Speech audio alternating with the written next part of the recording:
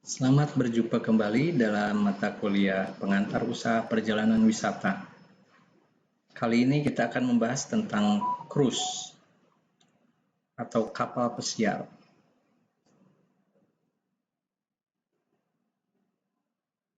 Kapal pesiar atau cruise adalah sebuah bentuk wisata atau sebuah bentuk liburan yang dihabiskan di atas kapal. Ya, kapal ini merupakan kapal mewah yang memiliki fasilitas akomodasi dan juga berbagai kegiatan lainnya yang berlayar di lautan. Nah, kemudian akan berhenti di beberapa pelabuhan yang disebut sebagai port of call. Nah, port of call ini harus memiliki daya tarik wisata dan memiliki kekhasan tertentu. Nah, jadi ini satu bentuk perjalanan wisata yang berbeda dibandingkan menggunakan transportasi darat. Sebetulnya prinsipnya hampir sama, jadi kapal ini akan berlayar dari satu destinasi ke destinasi lain, biasanya pada malam hari ya. Kemudian pagi hari tiba di satu destinasi dan kita sebagai wisatawan bisa turun di pelabuhan dan menikmati perjalanan wisata di destinasi tersebut. Nah, kemudian kembali lagi ke kapal untuk melanjutkan perjalanan ke destinasi yang berikutnya.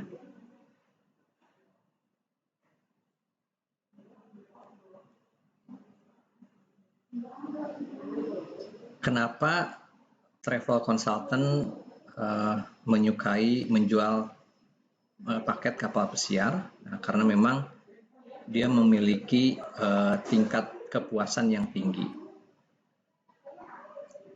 Seperti juga dalam membeli paket wisata lainnya, dalam kapal pesiar ini juga harus kita membayar di muka.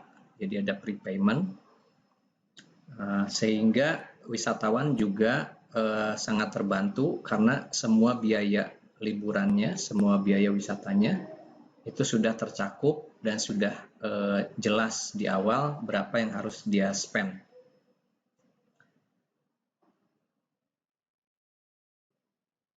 Kapal pesiar pada umumnya sudah termasuk akomodasi full board meals, jadi makan pagi, siang, dan malam, dan juga sudah termasuk berbagai kegiatan hiburan dan juga kegiatan-kegiatan lainnya di atas kapal pesiar itu sendiri. Ada juga beberapa kapal pesiar yang sudah memasukkan kegiatan-kegiatan pada saat mendarat di berbagai port of call, di berbagai destinasi, namun ada juga yang mengharuskan wisatawan membayar tambahan, jadi berupa optional tour. Di dalam kapal pesiar, rasio dari kru dengan penumpang itu hampir sebanding ya, 1:1, atau ada juga yang 1:2. Dengan demikian, pelayanan yang diterima oleh setiap wisatawan itu akan memiliki tingkat personalitas yang tinggi. Jadi ada personal attention yang tinggi karena memang rasionya 1:1. Kita sebagai travel consultant bisa membuat reservasi untuk kapal pesiar bagi wisatawan kita dengan 3 cara, yaitu melalui CRS atau Computer Reservation System, melalui Global Distribution System ya, bisa by phone atau juga melalui website, melalui internet.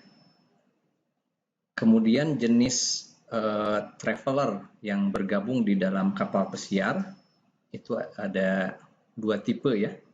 Yang pertama vertical traveler, itu seorang wisatawan yang sangat menikmati berbagai kegiatan dan juga kegiatan baik di atas kapal pesiar maupun sightseeing di saat turun di setiap port of call. Yang kedua adalah tipe horizontal traveler yang lebih banyak menikmati fasilitas-fasilitas kapal pesiar itu sendiri tanpa banyak melakukan kegiatan. Umumnya penumpang kapal pesiar ini adalah wisatawan-wisatawan yang berusia lanjut.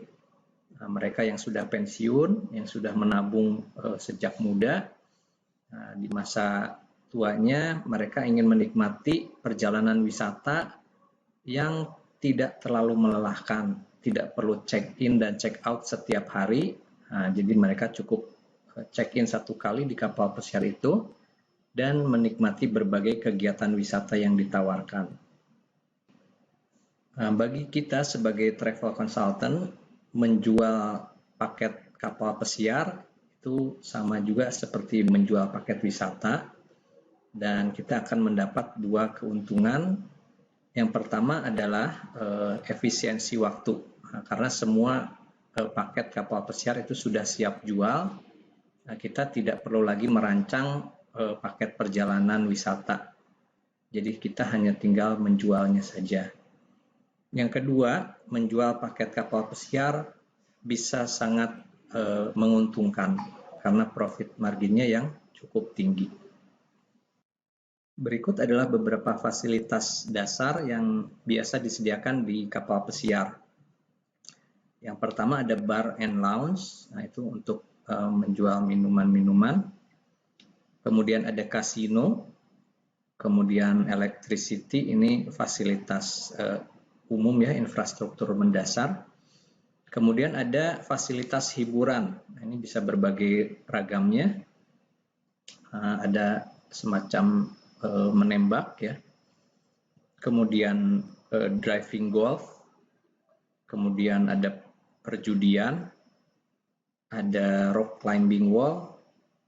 Bahkan ada juga kapal pesiar yang cukup luas ya, memiliki golf course, ada yang memiliki inline skating, swimming pool itu sudah standar ya. Kemudian ada jogging track, kemudian juga ada kelas-kelas untuk workshop. Nah, jadi kita bisa mengikuti workshop saat berada di dalam kapal pesiar. Begitu juga ada sinema atau bioskop, kemudian ada dance club, dan juga berbagai children activities. Lalu ada juga hair salon, penata rambut, laundry, perpustakaan, fasilitas kesehatan, fasilitas komunikasi, ada internet juga, kemudian ada layanan keagamaan. Selain itu ada toko-toko yang bebas pajak ya, atau duty free shop, di mana kita bisa bebas berbelanja tanpa dikenakan pajak. Kemudian ada juga sauna dan massage ya, atau spa. Keuntungan dari berwisata menggunakan kapal pesiar yang pertama adalah sederhana dan nyaman, karena kita tinggal membeli paket, kita tinggal naik ke kapal ya, on board. Cukup check-in 1 kali, namun kita bisa mencapai berbagai destinasi yang banyak ya, multiple travel destination. Bisa dari satu negara ke negara lain ya, atau mungkin di dalam satu negara bisa dari satu daerah ke daerah lain. Kemudian semuanya sudah dipaket, jadi kita hanya membayar 1 kali, sudah termasuk semuanya yang ada di dalam kapal pesiar itu. Kemudian kita akan memiliki pengalaman yang beragam, karena tentu saja mengunjungi berbagai destinasi wisata yang berbeda di dalam satu perjalanan. Kemudian aktivitas-aktivitas di atas kapal pesiarnya itu sendiri juga menawarkan pengalaman yang beragam, dan kita bisa bertemu dengan orang-orang baru yang sama-sama menikmati perjalanan menggunakan kapal pesiar tersebut. Nah, contohnya kalau di Indonesia itu ada kapal pesiar yang dari Bali ke Nusa Tenggara Timur. Kita check-in di Bali on board, lalu keesokan harinya sudah tiba di Lombok. Kemudian kita tur di Lombok, berangkat lagi keesokan harinya kita sudah tiba di Pulau Komodo. Lalu kita bisa lanjut, kita akan tiba di Sumba. Dan kemudian kembali lagi ke Bali. Nah, jadi ada berbagai destinasi yang dikunjungi. Demikian pula dengan kapal pesiar untuk rute Amerika atau juga rute Eropa.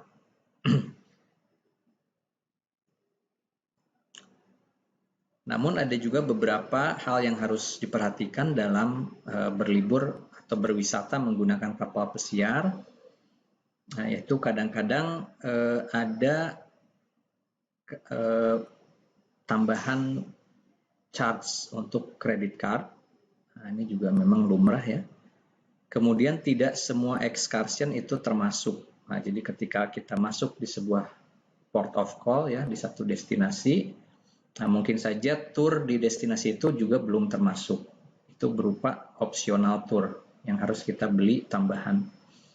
Dan juga tipping bagi para pelayan di atas kapal pesiarnya, itu juga mungkin kita harus siapkan dana ya. Yang berikutnya, jika bepergian bersama anak, itu kadang-kadang juga tidak semua kapal pesiar memberikan fasilitas untuk anak-anak. Namun sekarang ini secara umum ya sudah tersedia, bahkan ada jadwal khusus untuk kegiatan anak, di mana kita orang tua bisa menitipkan anak-anak kita di sana. Kemudian ada time limit. Nah, time limit ini jadi harus kita perhatikan. Ini terkait dengan cancellation ya, cancellation. Kemudian ada tourist trap. Tourist trap ini istilah ya bagi sebuah tempat yang tujuannya menguras uang wisatawan. Ketika kita masuk ke dalam jebakan tersebut, kita sebagai wisatawan akan diharuskan mengeluarkan uang terus-menerus. Nah, ini juga terkadang harus diperhatikan ya, karena di atas kapal pesiar banyak hal yang bisa kita beli yang menggoda wisatawan untuk berbelanja. Yang terakhir itu adalah mabuk lautnya atau sea sickness. Nah, tidak semua orang bisa mengatasi mabuk laut, namun karena kapal pesiar ini ukurannya besar, umumnya goncangan di laut itu tidak terlalu terasa ya, sehingga tidak menimbulkan mabuk laut, dan juga kenyamanan fasilitas juga sangat membantu.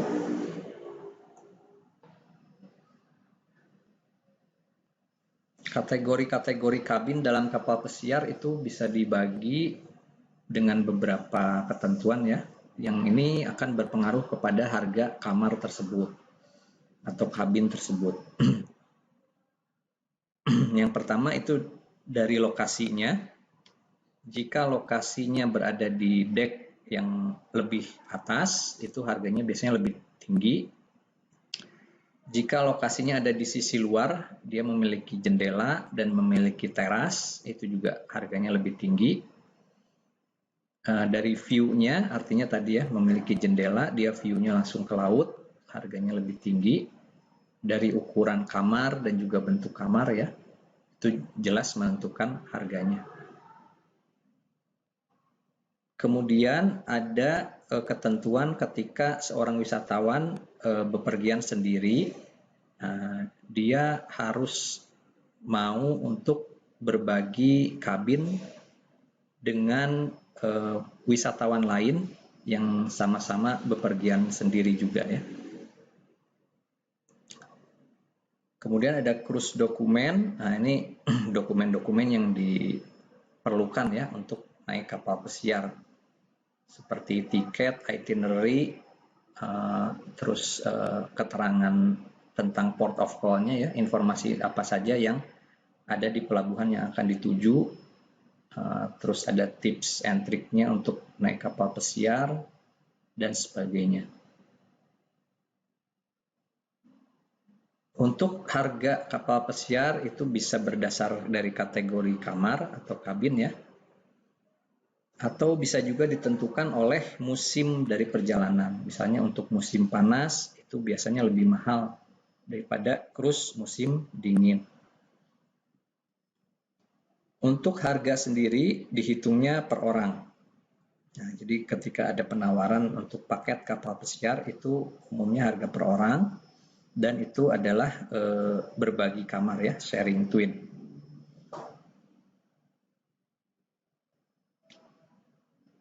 Untuk kabin atau kamar yang termurah, itu biasanya memiliki 3 ketidaknyamanan ya. Yang pertama, biasanya itu jenis bednya atau berth itu adalah yang bertingkat ya, di atas dan di bawah. Jadi bukan twin bed atau 2 bed yang sejajar. Nah, jadi ranjangnya ranjang bertingkat. Kemudian lokasinya di area yang kurang favorit, seperti di deck yang paling bawah ya, atau deck yang di dalam tidak ada jendela keluar ya, tidak bisa melihat ke laut, dan juga jauh dari tempat-tempat hiburan ya.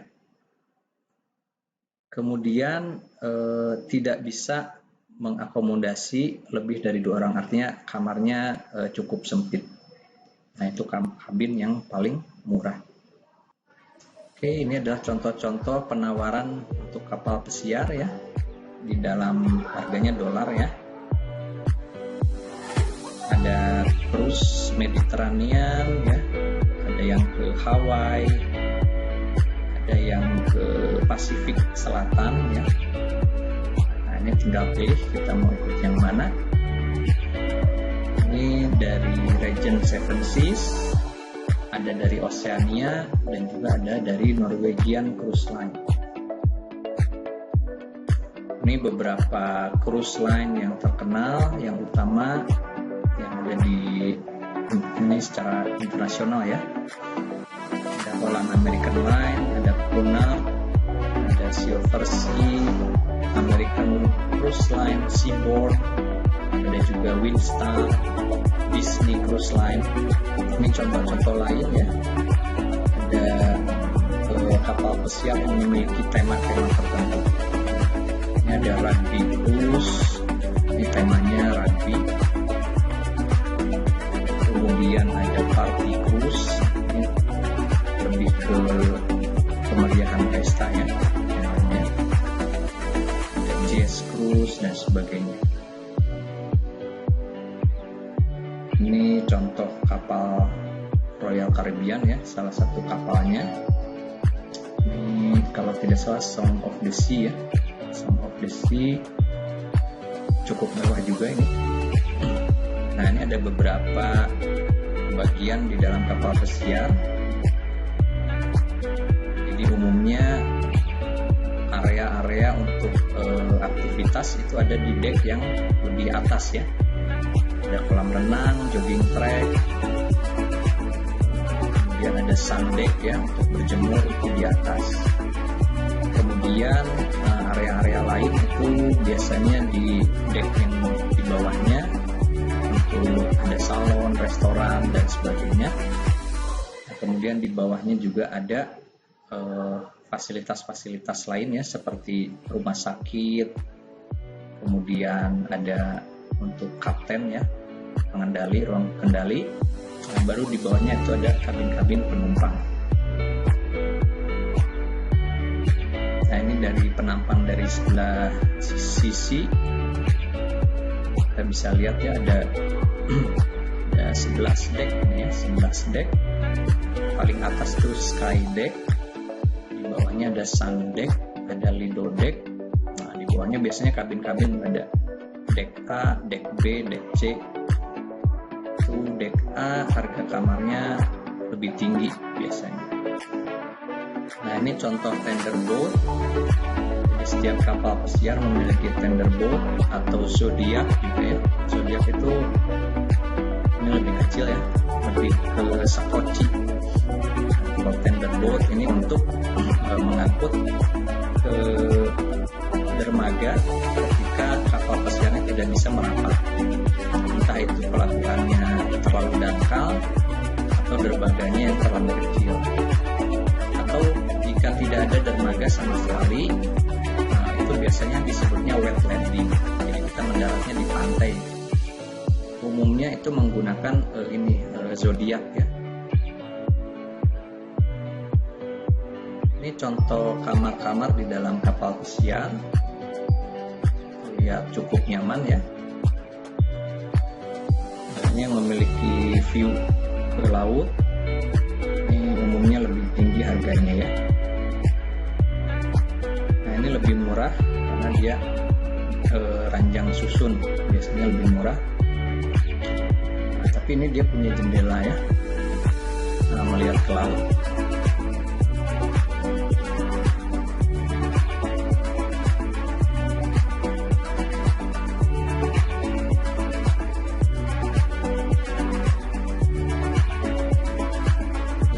kegiatan di dek kolam renangnya. Ini untuk embarkasinya ya, onboard ke kapal pesiar menggunakan jembatan. Ini galley atau kitchen, seperti ini keadaannya. Beberapa materi promosinya dan juga dokumen-dokumen lain. Baik, mungkin itu sekilas tentang kapal pesiar. Mudah-mudahan bisa ada gambaran. Nah, ini juga bisa dimanfaatkan ya untuk alternatif paket wisata yang kita tawarkan untuk wisatawan. Sebetulnya di Indonesia juga sangat berpotensi untuk mengembangkan kapal pesiar ini karena 70% bagian dari Indonesia adalah lautan. Sehingga untuk mencapai dari satu destinasi ke destinasi lain itu sangat memungkinkan jika menggunakan transportasi air, khususnya kapal pesiar. Demikian materi kali ini, semoga bermanfaat. Sampai bertemu di video yang berikutnya.